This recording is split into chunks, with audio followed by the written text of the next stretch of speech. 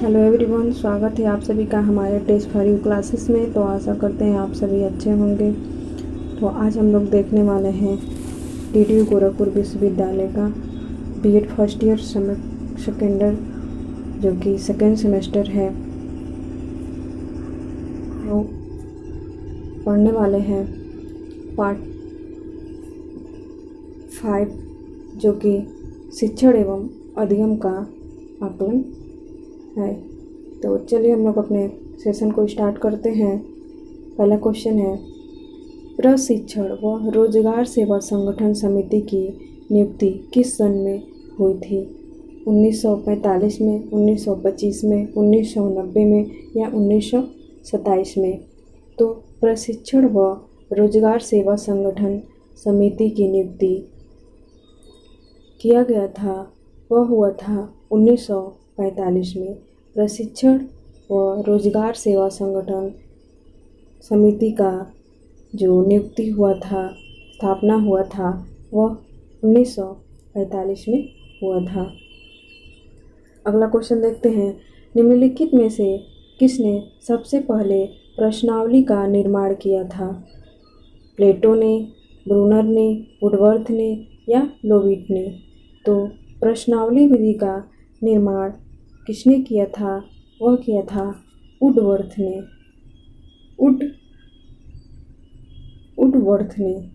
Woodworth ने किया था। तो राइट आंसर हो जाएगा वुडवर्थ ने। अगला क्वेश्चन है, निम्न में से किस विधि का उपयोग स्मृति को मापने के लिए नहीं किया जाता है? पहचान विधि, प्रत्याय विधि, पुनः सीखना विधि या तार्किक विधि? तो जो स्मृति को मापने का विधि है वह तार्किक विधि नहीं है। तो इसलिए राइट आंसर हो जाएगा द। अगला क्वेश्चन देखते हैं, प्रश्नों के कई प्रकार होते हैं। पौधे एवं जानवरों के 4 अंतर बताइए। यह प्रश्न किस का उदाहरण है? वस्तु निष्ठ प्रकार का, अति लघु उत्तरी प्रश्न, लघु उत्तरी प्रश्न या इनमें से कोई नहीं? तो राइट आंसर हो जाएगा अंतर बताने के लिए लघु उत्तरी, न कि ज़्यादा अति लघु उत्तरी प्रश्न है। तो इसलिए राइट आंसर स हो जाएगा। अगला क्वेश्चन देखते हैं, सत्य असत्य सही गलत या हाँ नहीं उत्तर देने वाले प्रश्न किस प्रकार के प्रश्न हैं या इनको कौन से प्रश्न कहे जाते हैं? तो आइए देखते हैं। तो आज हम लोग पढ़ने वाले हैं पार्ट 5 जो कि शिक्षण एवं अधिगम का आकलन है। तो चलिए हम लोग अपने सेशन को स्टार्ट करते हैं। पहला क्वेश्चन है, प्रशिक्षण व रोजगार सेवा संगठन समिति की नियुक्ति किस सन में हुई थी? 1945 में, 1925 में, 1990 में या 1927 में? तो प्रशिक्षण व रोजगार सेवा संगठन समिति की नियुक्ति किया गया था वह हुआ था 1945 में। प्रशिक्षण व रोजगार सेवा संगठन समिति का जो नियुक्ति हुआ था, स्थापना हुआ था, वह 1945 में हुआ था। अगला क्वेश्चन देखते हैं, निम्नलिखित में से किसने सबसे पहले प्रश्नावली का निर्माण किया था? प्लेटो ने, ब्रूनर ने, वुडवर्थ ने या लोविट ने? तो प्रश्नावली विधि का निर्माण किसने किया था? वह किया था वुडवर्थ ने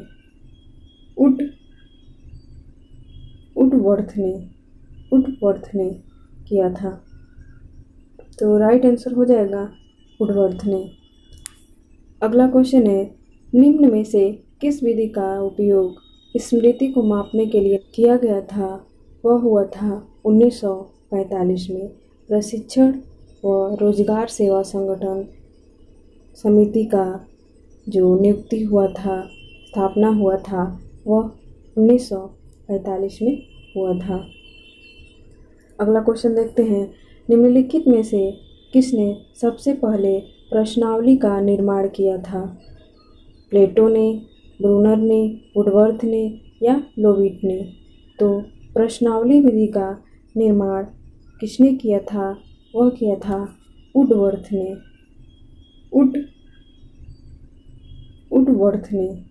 वुडवर्थ ने किया था। तो राइट आंसर हो जाएगा वुडवर्थ ने। अगला क्वेश्चन है, निम्न में से किस विधि का उपयोग स्मृति को मापने के लिए नहीं किया जाता है?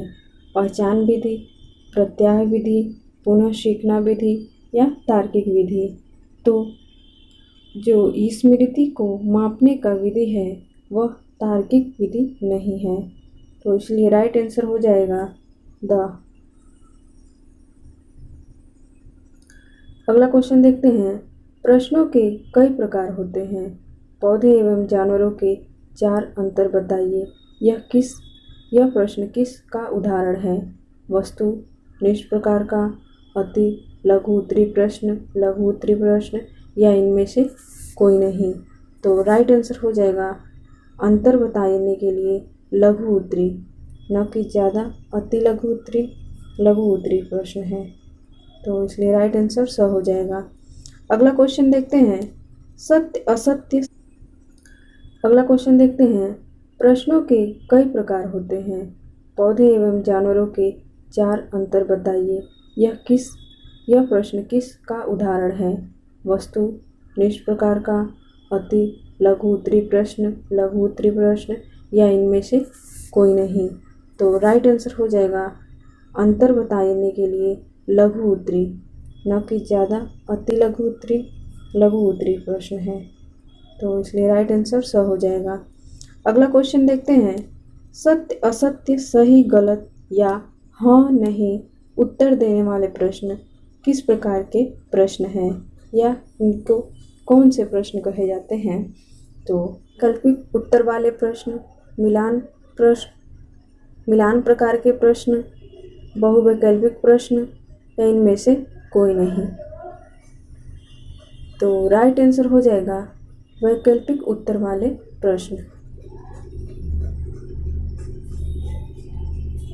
वैकल्पिक उत्तर वाले प्रश्न हो जाएगा। पहला क्वेश्चन 6वां नंबर क्वेश्चन है, एक उत्तम प्रशिक्षण की विशेषता नहीं है।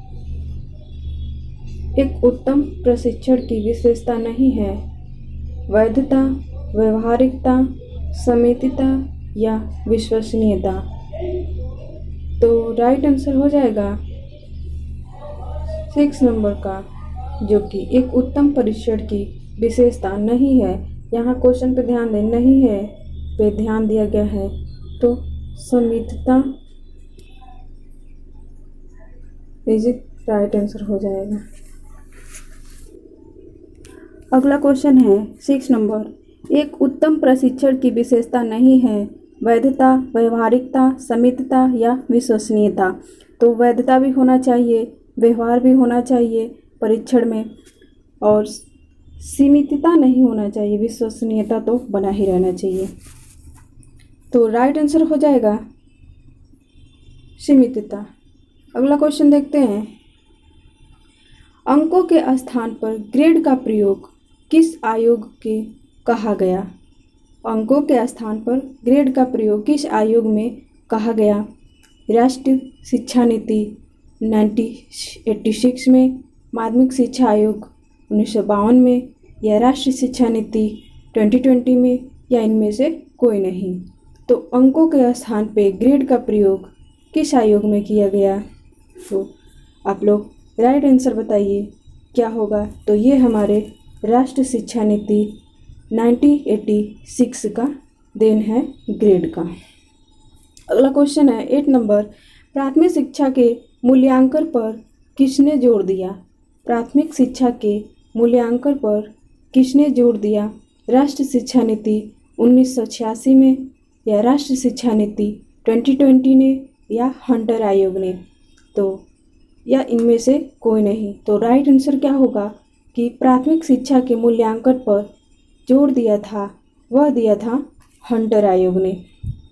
और राइट आंसर हो जाएगा हंटर आयोग, अर्थात 100 ऑप्शन राइट हो जाएगा। अगला क्वेश्चन है, राष्ट्रीय शिक्षा नीति 2020 के अध्यक्ष कौन थे? के कस्तूरीरंगन, दौलत सिंह, राधा कृष्ण, इनमें से कोई नहीं। तो राइट आंसर हो जाएगा के कस्तूरी नंबर जो रंगन है, के कस्तूरीरंगन वह राष्ट्रीय शिक्षा नीति 2020 के अध्यक्ष थे, इसलिए अ इज राइट आंसर। अगला क्वेश्चन देखते हैं। विश्वविद्यालय के लिए किन मूल्यांकन विधियों के मानक रखे गए हैं? विश्वविद्यालय के लिए किन मूल्यांकन विधियों के मानक रखे गए हैं? 6 प्रकार के, 7 प्रकार के, 8 प्रकार के या इनमें से कोई नहीं। तो विश्वविद्यालय के लिए मूल्यांकन विधियों के मानक रखे गए हैं वह है, राइट आंसर हो जाएगा कि 6 मानक जो मूल्यांकन विधि है वह 6 प्रकार के है विश्वविद्यालय के लिए। अगला क्वेश्चन है 11 नंबर, परीक्षा सुधार की आवश्यकता है लचीलेपन के लिए, प्रतिभा के विकास के लिए, उचित सामंजस्य स्थापित करने के लिए या उपर्युक्त सभी। तो हमारा जो परीक्षा है, परीक्षा परिणाली, उसमें लचीलेपन, प्रतिभा का विकास, उच्च सामंजस्य स्थापित करना, ये सभी आ जाएगा। तो इसलिए राइट आंसर हो जाएगा डी। तो इसलिए राइट आंसर हो जाएगा उपर्युक्त सभी। अगला क्वेश्चन देखते हैं कि तार्किक वैधता में घटक है। जब हम तर्क करते हैं तो उसके कौन कौन से घटक हैं? उसमें अनुक्रिया विन्यास होना चाहिए, संबंधता होना चाहिए, अनुभाविक होना चाहिए, उपर्युक्त सभी। तो राइट आंसर हो जाएगा उपर्युक्त सभी।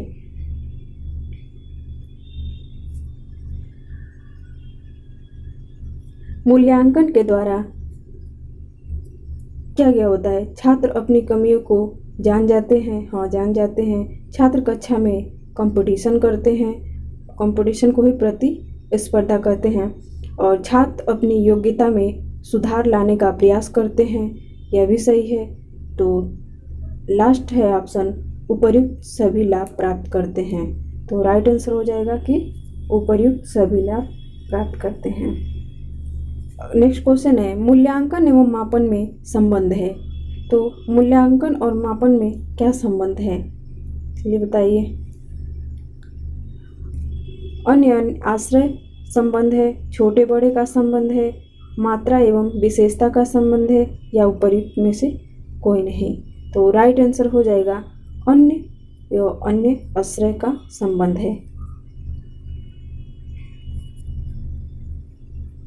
अगला क्वेश्चन है, प्रत्येक वस्तु जो जरा भी सत्ता रखती है, किसी न किसी परिमाण में सत्ता रखती है, परिभाषा दी है। किसने दिया है कि प्रत्येक वस्तु जो जरा भी सत्ता रखती है, किसी न किसी परिमाण में सत्ता रखती है, मापन योग्य है। यह परिभाषा किसने दिया है? प्रत्येक वस्तु जो जरा भी सत्ता रखती है, किसी न किसी परिमाण में सत्ता रखती है, मापन योग्य है, यह कथन थॉर्नडाइक ने दिया है। एक बार और रिपीट करते हैं, प्रत्येक वस्तु जो जरा भी सत्ता रखती है, किसी न किसी परिमाण में सत्ता रखती है, मापन योग्य है, यह परिभाषा किसने दिया है? तो वह है थॉर्नडाइक का। अगला क्वेश्चन देखते हैं, मापन होता है गुणात्मक, मात्रात्मक, तुलनात्मक या उपर्युक्त सभी। तो मापन होता है वह गुणात्मक होता है। क्वेश्चन है, मापन के निश्चित नियमों के अनुसार वस्तुओं को अंक प्रदान करने की प्रक्रिया है। मापन की यह परिभाषा दी है, किसने दिया है? स्वीटेंस ने, हेल्मसेटर ने, थॉर्नडाइक ने या क्रॉम्बेक ने। तो मापन के निश्चित नियमों के अनुसार वस्तुओं को अंक प्रदान करने की प्रक्रिया है। मापन की यह परिभाषा दिया है वह स्टीवेंस ने दिया है।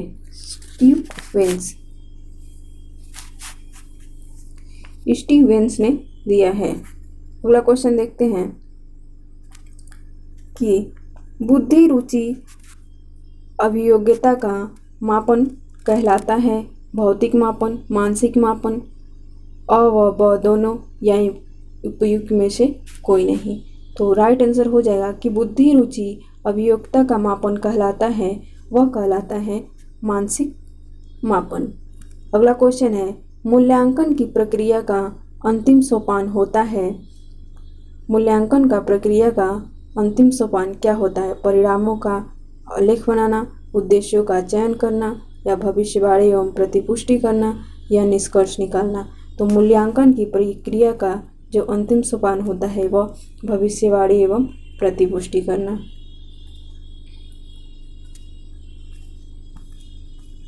अगला क्वेश्चन है, मूल्यांकन से हमारा तात्पर्य। अगला क्वेश्चन है, मूल्यांकन से हमारा तात्पर्य उन क्षेत्रों से है जिनमें व्यवहारगत परिवर्तन हो सकते हैं। मूल्यांकन से हमारा तात्पर्य उन क्षेत्रों से है जिनमें व्यवहारगत परिवर्तन हो सकते हैं। रेमर्स का, आर.एस. वर्मा का, गेज का, या प्रो.एस. के दुबे का। तो थर्ड हो जाएगा आर.एस. वर्मा का यह कथन है कि मूल्यांकन से हमारा तात्पर्य उन क्षेत्रों से है जिसमें व्यवहारगत परिवर्तन हो सकते हैं, अर्थात व्यवहार में जो परिवर्तन होते हैं वही मूल्यांकन कहलाएंगे। यह आर.एस. वर्मा का कथन है। अगला क्वेश्चन है, मूल्यांकन के क्षेत्र के अंतर्गत सम्मिलित किया जाता है छात्रों को। अगला क्वेश्चन है, मूल्यांकन के क्षेत्र के अंतर्गत सम्मिलित किया जाता है छात्रों की बुद्धि को, रुचि को, योग्यता को, या उपर्युक्त सभी को। तो मूल्यांकन जो कि व्यापक होता है, इसके अंतर्गत बुद्धि, रुचि, योग्यता ये सभी आते हैं, इसलिए राइट आंसर हो जाएगा उपर्युक्त सभी। अगला क्वेश्चन है, किसके अनुसार मूल्यांकन का महत्व इस कारण है क्योंकि इसकी शिक्षण की नीतियाँ में परिवर्तन करने और शिक्षण की नवीन योजनाओं के निर्माण करने में आवश्यकता पड़ती है।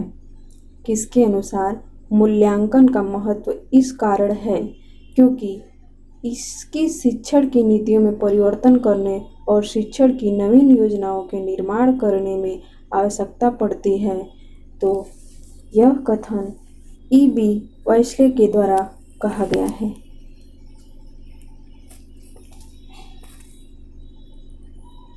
तो थैंक्स फॉर वॉचिंग। यदि हमारी वीडियो आप लोगों के लिए हेल्पफुल हो तो कमेंट बॉक्स में कमेंट करें, लाइक शेयर भी ज़रूर करें।